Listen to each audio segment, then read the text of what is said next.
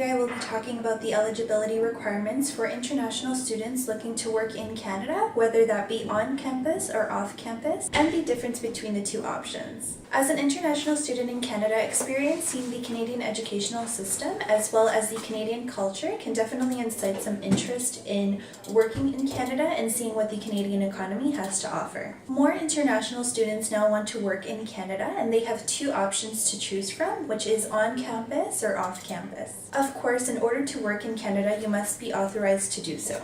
The convenience of working on campus can appeal to many international students, as they may be unfamiliar with their surrounding environments and may find comfort in working on campus or within the residence. There are eligibility requirements that one must take into consideration before working on campus. One must abide by these requirements in order to work on an educational institution without a valid work permit. In order to work on campus at an educational institution without a valid work permit, you must be a full-time student at a post-secondary institution, for instance, a college or a university, be a student at a private post-secondary institution that has the same rules and regulations as a public institution, and must receive a minimum of 50% of its financing for its operations from government grants, or must be a full-time student at a Canadian private institution authorized by provincial statute to confer degrees and obtain a valid study permit. Keep in mind, should your study permit expire or you change your studies to a part-time basis, you must immediately stop working on campus. In addition to the aforementioned requirements, it is also extremely important to receive a social insurance number prior to working in Canada. With a social insurance number, you are able to gain lawful employment in Canada as well as receive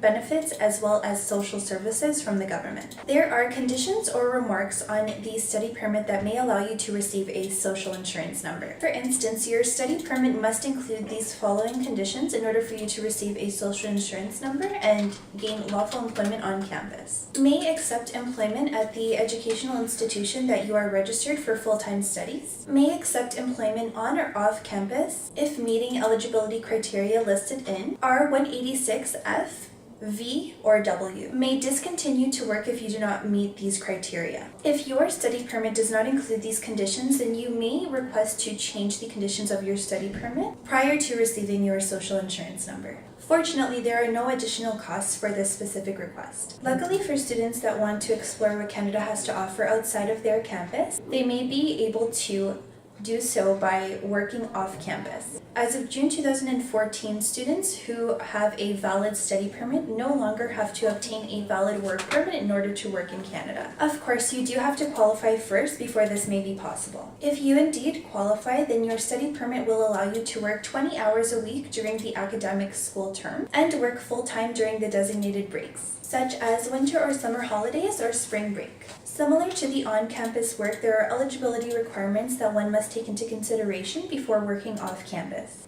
In order to work off-campus without a valid work permit, you must have a valid study permit, be a full-time student, be registered and enrolled at a designated learning institution at the post-secondary level, be studying in an academic program that leads to a degree, diploma, or certificate that is at least 6 months long in duration, or be studying in a vocational program that leads to a degree, diploma, or certificate that is at least 6 months long in duration, or be studying in a professional training program that leads to a degree, diploma, or certificate that is at least 6 months long in duration. Again, should your study permit expire or you change your studies to a part-time basis, then you have to immediately stop working off campus. Just like the on-campus work as well as the previously mentioned eligibility requirements, one must first receive a social insurance number before working in Canada. There are conditions and remarks that are also listed on your study permit that may allow you to work off campus. These conditions are a little bit slightly different from the on-campus work. For instance, your study permit should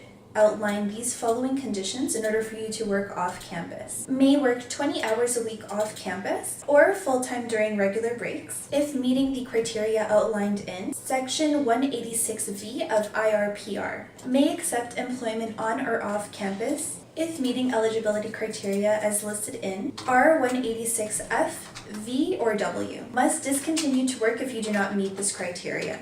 Similarly, should your study permit not include the aforementioned conditions, then you have to request a change to your study permit conditions. If you wish to work on or off campus and you are a foreign national that has a valid study permit, then we can definitely help you out with the process and determine which option is best for you. Here at Akrami & Associates, we have dealt with many immigration matters, and we have helped many international students obtain work on or off campus. If you believe that you might be eligible, please contact us.